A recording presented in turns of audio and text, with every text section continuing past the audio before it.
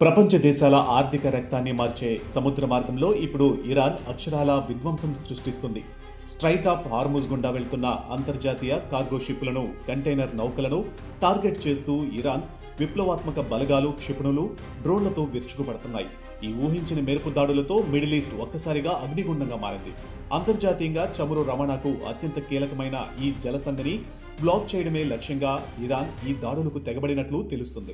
ఈ దాడుల దాటికి సముద్రంలో భారీ ఓడలు అగ్నికీలల్లో చిక్కుకుపోయి నల్లటి పొగలు కమ్ముకున్నాయి. అమెరికా పదే పదే హెచ్చరికలు జారీ చేస్తున్నప్పటికీ వాటిని ఏమాత్రం బేఖాతారు చేస్తూ ఇరాన్ ఈ స్థాయి విధ్వంసానికి పాల్పడడం అగ్రరాజ్యానికి నేరుగా సవాల్ విసిరినట్లయింది.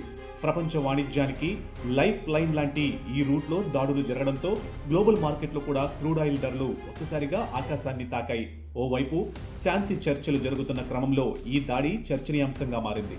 ఈ దాడుల నేపథ్యంలో ఐక్యరాజ్య సమితి సైతం తీవ్ర ఆందోళనను వ్యక్తం చేసింది. హార్ముజ్ జలసంధిలో చిక్కుకుపోయిన అంతర్జాతీయ నౌకలను, సిబ్బందిని రక్షించేందుకు అత్యవసర సహాయక చర్యలను అంతర్జాతీయ రక్షణ బలగాలను రంగంలోకి దించినట్లు తెలుస్తుంది.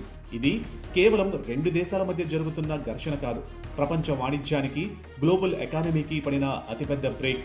ఇరాన్ తీసుకున్న ఈ అత్యంత ప్రమాదకరమైన దూకుడు నిర్ణయం వల్ల గల్ఫ్ ప్రాంతంలో ఎప్పుడు ఏం జరుగుతుందో, ఏ నౌకపై బాంబులు పడతాయో తెలియని భయానక వాతావరణం ఏర్పడింది.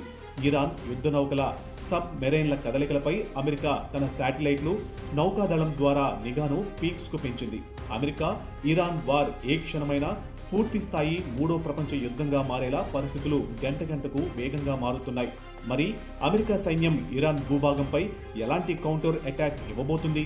ఈ సముద్ర ఉద్రిక్తతలు ప్రపంచాన్ని ఏ వినాశకర తీరానికి తీసుకుని వెళ్తాయి అనేది ఇప్పుడు $1 మిలియన్ ప్రశ్న.